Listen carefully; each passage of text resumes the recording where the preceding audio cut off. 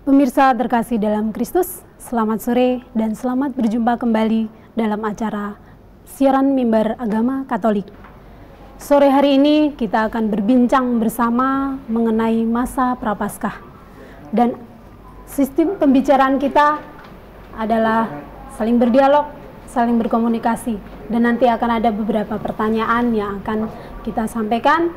Namun sebelumnya saya akan memperkenalkan terlebih dahulu bahwa sore hari ini telah hadir di tempat ini seorang narasumber, yaitu Romo Yohanes Haryoto SJ. Selamat sore Romo. Selamat sore Mbak Ri.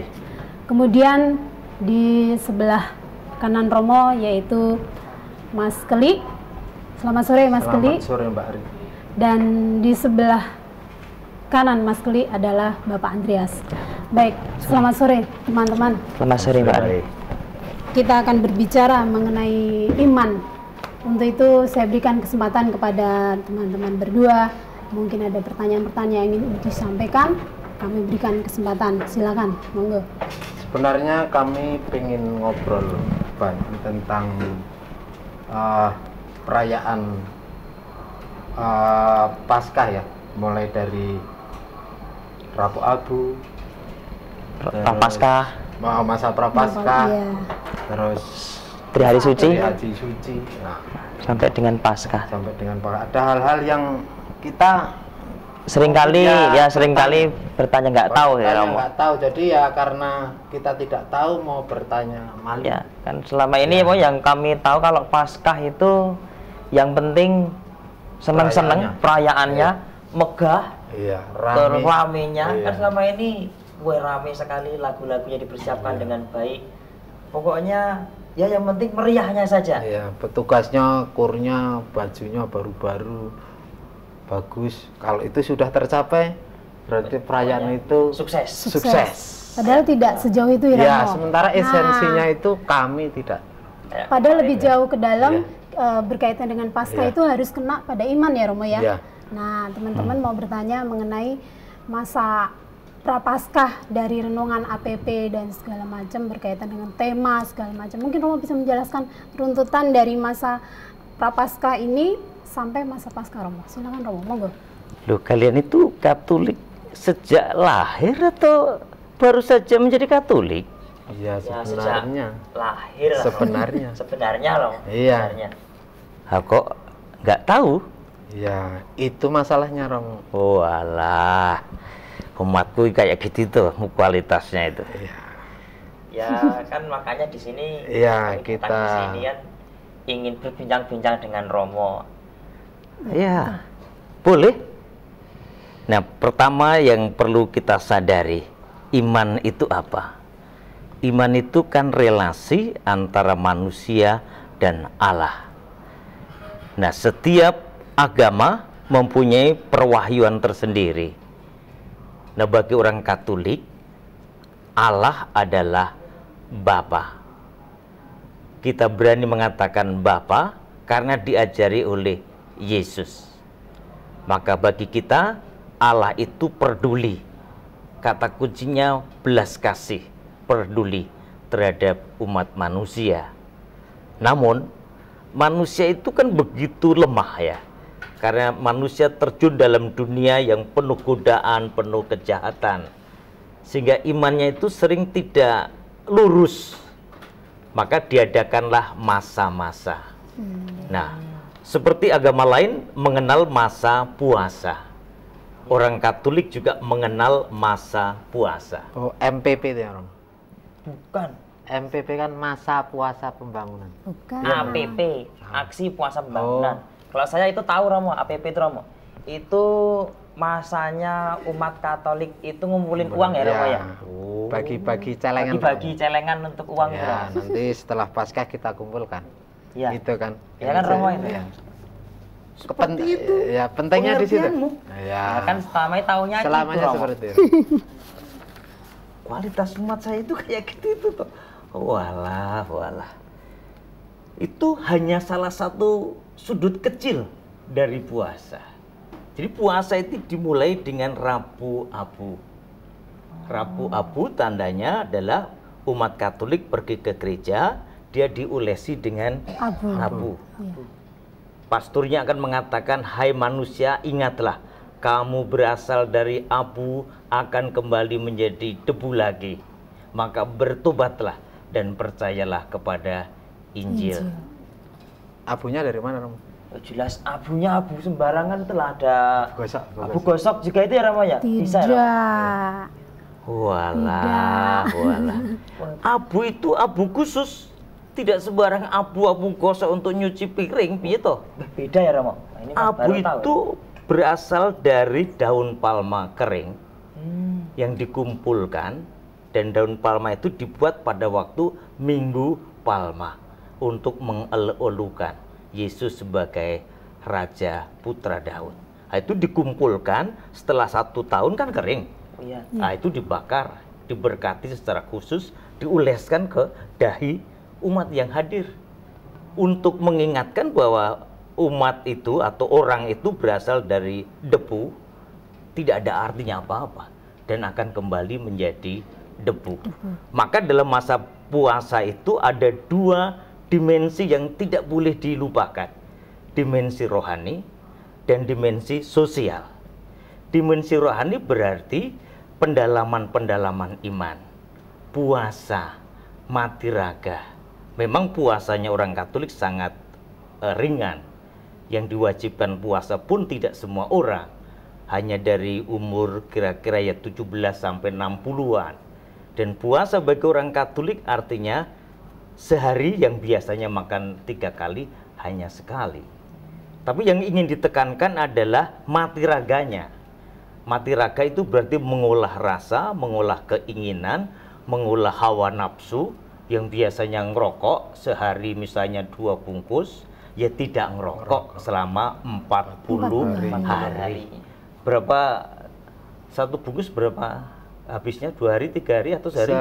Kalau saya sehari sebungkus, kadang bisa lebih. Satu bungkus berapa rupiah? 16.000.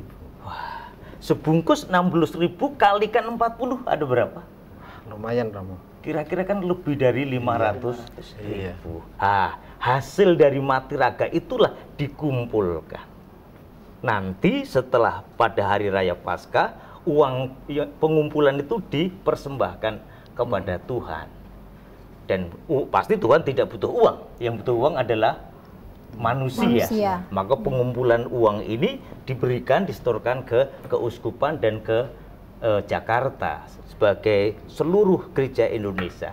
Tujuannya adalah untuk membantu bencana alam, untuk mengembangkan orang-orang muda yang akan pendidikannya kesulitan, mengembangkan kemampuan-kemampuan lain, atau untuk membantu saudara-saudari kita yang lain. Maka bagi orang Katolik yang namanya kesucian yang diolah dalam masa Prapaskah yang jumlahnya 40 hari itu selalu mempunyai 2 dimensi. Dimensi ilahi, dia lebih dekat dengan Tuhan, dia lebih yakin dicintai oleh Tuhan, dia lebih akrab dalam berrelasi dengan Allah, rajin berdoa, rajin ke gereja, mendalami kitab suci. Dimensi manusia, ya dia harus membantu sesamanya yang kekurangan. Konkretnya ya dengan pengumpulan dana. Jadi pengumpulan dana itu hanya dimensi kecil dari ungkapan pertobatan itu. Kalau kamu bertobat kepada Tuhan, ya harus cinta sesama dong. Tidak hanya saya bertobat tetapi temannya, saudaranya lapar, kamu diam aja. Sedikit bertanya tentang yang ngumpulin mati raga tadi, Ram. Kebiasaan itu kita puasa ya puasa, terus kemudian ketika kita ngumpulin pas waktunya mau Paskah, ambil aja dari dompet, mau kasih 300.000, 200.000, 100.000. Wah, itu namanya nggak mengenai sasaran. Gitu ya, semestinya uang itu hasil dari mati raga, hasil dari puasa, sehingga itu ungkapan murni sebagai ungkapan iman bahwa inilah pengorbanan saya untuk sesamaku yang saya cintai. Jadi ibaratnya Prapaskah itu bertobat itu kayak HP ya, Romo. Kan HP itu butuh dicas. Jadi pada waktu itu kita sedang dicas ya, Romo. Sedang lowbat. Nah, sedang lobet dicas biar imannya lebih kuat lagi. Gitu. Ya kira-kira begitulah, tapi itu perumpamaan yang sangat-sangat dangkal itu sebetulnya. Karena iman jauh lebih luhur, jauh lebih suci, jauh lebih luar biasa. Tapi ya bolehlah sebagai orang muda yang agak sedikit lumayan lah. Iya, betul. Kemudian berkaitan dengan tindak lanjut dari masa Prapaskah, yaitu setelah renungan APP, kan ada temanya itu Romo. Yeah. Nah, perlu juga itu teman-teman kita informasikan mengenai tema dari masa Prapaskah tahun 2015 itu apa. Kemudian nanti dikaitkan dengan Trihari Suci dan endingnya yaitu masa Paskah itu yang diharapkan apa. Nah, kita berbicara mengenai tema Romo. Mungkin perlu dijelaskan tuh Romo. Belum tahu Pak temanya?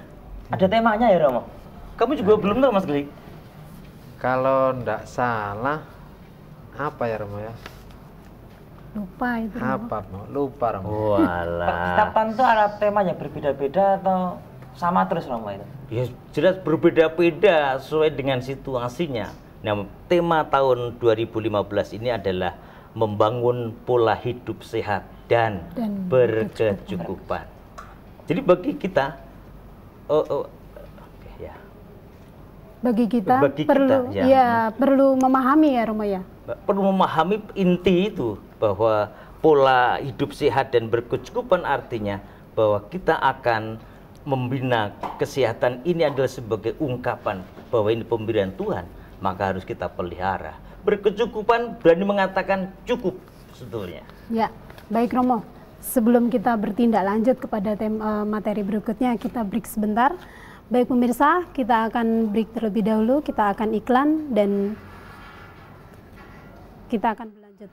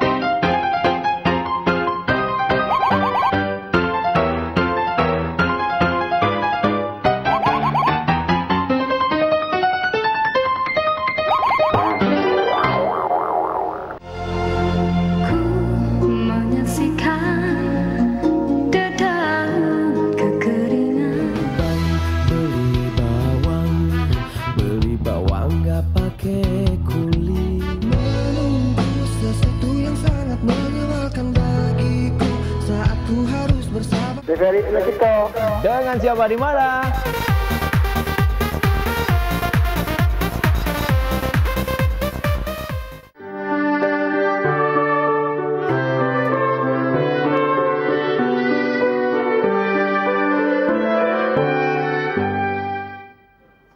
Pemirsa terkasih, kita akan berlanjut lagi dalam perbincangan iman kita, yaitu iman Katolik. Baik Romo, kita akan melanjutkan tentang apa itu Trihari Suci Romo. Monggo silakan Romo. Trihari Suci itu adalah Kamis Putih, Jumat Agung, Hari Raya Paskah. Itu namanya Trihari Suci. 3 hari ini tidak bisa dipisahkan satu sama lain, walaupun mempunyai tekanan tersendiri. Yang pertama adalah Kamis Putih.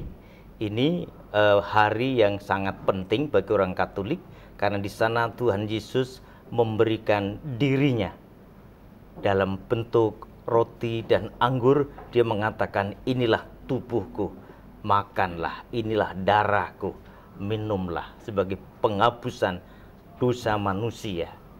Maka pada hari Kamis Putih itu betul-betul perjamuan terakhir dilaksanakan, pemberian diri Allah kepada manusia secara tuntas.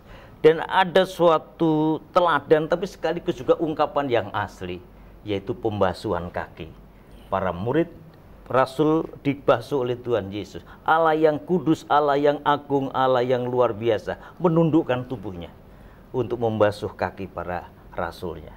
Ini suatu ungkapan bahwa seolah-olah Allah ingin berbuat apa saja, yang penting manusia itu selamat. Ini yang ingin diungkapkan. Kemudian yang ketiga, dalam Kamis Putih ini Yesus juga memberikan sakramen imamat. Tanpa imam tidak ada ekaristi. Tanpa ekaristi tidak ada gereja Katolik. Maka ini inti gereja Katolik adalah pemberian sakramen imamat itu. Kalau Jumat Agung Romo, ada yang mengatakan itu misa ya? Ya, misa. Ada yang mengatakan itu ibadat. Ibadat. Nah, yang benar apa Romo? Ya, misa itu apa sih? Misa itu sebetulnya kan pergilah. Tapi yang paling inti adalah ekaristi. Ekaristi artinya syukur. Nah, Jumat Agung bukan ekaristi, bukan misa. Jumat Agung tidak ada ungkapan syukur. Jumat Agung adalah renungan sengsara Tuhan Yesus. Maka diawali dengan seorang imam yang tengkurap di depan altar sebagai tanda kerendahan hati, sebagai tanda kesedihan, sebagai tanda ikut prihatin dalam penderitaan itu. Maka dalam Jumat Agung ada 3 hal pokok sebetulnya. Yang pertama adalah kisah sengsara Tuhan Yesus yang dinyanyikan yang namanya Pasio. Pernah ikut nyanyi Pasio? Kebetulan belum Romo. Wow. Pales Romo. Itu membutuhkan yang bertalenta tertentu Romo Ya, untuk bisa memang menyanyi. betul. Nah, Pasio itu sebetulnya mengisahkan kisah sengsara Tuhan Yesus. Kemudian poin kedua adalah doa umat meriah. Gereja mendoakan semua orang, orang Katolik, orang Kristen, orang yang tidak percaya pada Yesus, orang Yahudi, orang yang menderita, semua didoakan. Karena memang Tuhan Yesus menebus untuk semua orang, baik percaya atau tidak percaya. Kemudian yang ketiga adalah kita menyembah salib Tuhan Yesus sebagai ungkapan bahwa kita mau berterima kasih dan kita mau sungguh-sungguh berfokus hidup kita ini pada salib sebagai tanda penderitaan sekaligus kemuliaan. Maka ada penyembahan salib Tuhan Yesus itu. Kemudian untuk Sabtu Vigili atau upacara cahaya itu Romo. Nah, itu puncaknya. Ya. Itu Mungkin bisa puncaknya. dijelaskan. Lama sekali Romo, itu misalnya lama sekali. Ya, bacaannya aja ada 7. Karena mengisahkan kisah penciptaan, kisah kejatuhan manusia, kisah para nabi, kemudian kisah Yesus bangkit dari antara orang mati. Begitu panjang. Memang kalau dulu malah justru lebih dari 7 bacaan. Sampai waktu itu sampai 3,5 atau pakai 4 jam malam Paskah itu. Karena memang itu intinya. Yaitu maka diawali dengan upacara cahaya. Yaitu dengan memberkati api, kemudian mengarak lilin Paskah sebagai lambang simbol Kristus yang bangkit. Nah, inti dari Kristus yang bangkit itu apa? Allah mencintai manusia itu tanpa syarat, tanpa batas. Cinta Allah kepada manusia tidak bisa dihalangi oleh kejahatan manusia, tidak bisa dihalangi oleh kematian, tidak bisa dihalangi oleh kubur, tidak bisa dihalangi oleh setan. Maka Allah mencintai manusia tanpa syarat, tanpa batas. Allah sangat peduli. Maka dia memberikan seluruh dirinya untuk manusia. Ini sebetulnya inti orang Katolik, yaitu bahwa saya berharga di hadapan Allah. Maka saya dicintai oleh Allah tanpa syarat, tanpa batas. Baik, terima kasih Romo. Kemudian sebagai akhir Romo, sebelum kita berlanjut itu, ada tidak pesan-pesan dari masa Paskah yang ingin Romo sampaikan kepada pemirsa atau kepada kita yang hadir di sini? Silakan Romo. Saya pesan mungkin 2 hal saja ya. Yang pertama tentang tema APP tahun 2015 ini, membangun pola hidup sehat dan berkecukupan. Saya rindu bahwa kalian itu menghargai tubuh Anda, memelihara kesehatan Anda, bisa mengatur makan, bisa disiplin dengan istirahat dan bekerja. Pokoknya jagalah dirimu, karena dirimu adalah bait Roh Kudus. Yang kedua, iman Katolik ini. Seandainya semua orang Katolik itu begitu yakin bahwa dia berharga, dia dicintai Allah tanpa syarat, tanpa batas. Tidak ada istilah putus asa, tidak ada istilah pesimistis, tidak ada istilah malas. Pasti dia penuh optimisme. Dia hidup berkelimpahan. Seperti Tuhan Yesus katakan, pencuri datang hanya untuk mencuri, aku datang supaya kamu memiliki hidup dan hidup secara berkelimpahan. Ini inti iman orang Katolik. Begitu. Ada yang mau ditanyakan lagi? Kalau inti dari Paskah sendiri, Romo, artinya kan kalau kita belajar dari Paskah, bagaimana ada dari Kamis Putih itu pencucian kaki, kemudian Jumat Agung, yaitu dari Pasion semua sampai dengan Paskah sendiri, keseluruhannya apa Romo?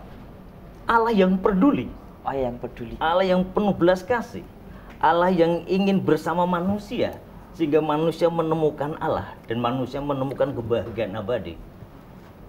Baik, terima kasih Romo.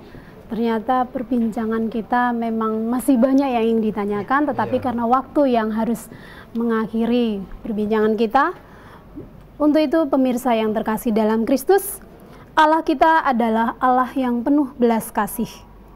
Ia adalah Allah yang peduli kepada semua manusia, khususnya mereka yang lemah, miskin, dan menderita, juga yang tersingkirkan.